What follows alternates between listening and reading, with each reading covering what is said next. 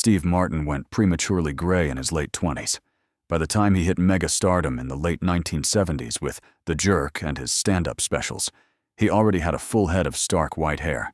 He essentially looked 45 from age 30 all the way into his 60s. Patrick Stewart lost most of his hair in his late teens and was fully bald by his early 20s. When international audiences met him as Captain Jean-Luc Picard in Star Trek: The Next Generation, 1987, he was in his late 40s, but already possessed the regal, timeless look of a 60-year-old statesman.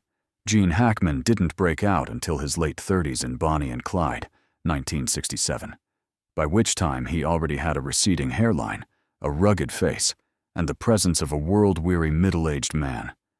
Throughout classic 70s films like The French Connection, he looked like he was in his 50s, despite being in his early 40s.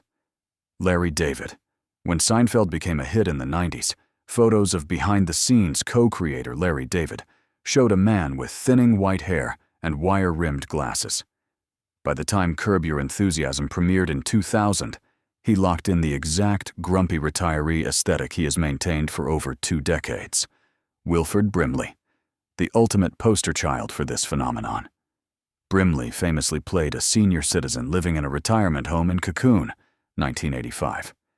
He was only 50 years old during filming, younger than Tom Cruise is today, yet he had a thick white mustache, a walrus-like demeanor, and looked 70. Morgan Freeman's big cinematic breakthrough didn't happen until he was 50 years old in Street Smart, 1987, closely followed by Driving Miss Daisy and Glory in 1989. Because he entered mainstream stardom already in his 50s, with graying hair, deep facial lines, and a calm, booming voice of absolute wisdom, audiences never knew a young Morgan Freeman on screen. He stepped straight into the role of the authoritative mentor, judge, and eventually God, looking essentially unchanged for the next 35 years. Ed Harris was already dealing with male pattern baldness by his early 30s when he broke out as astronaut John Glenn in The Right Stuff, 1983. Combine his thinning hair with razor-sharp cheekbones, intensely piercing blue eyes, and severe brow lines, and Harris skipped right past fresh-faced romantic lid territory.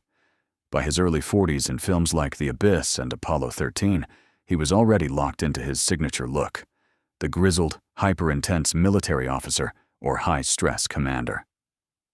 Fun fact: while most actors fight aging to stay young, both Harris and Freeman built iconic, multi-decade careers around their naturally mature, commanding screen presence.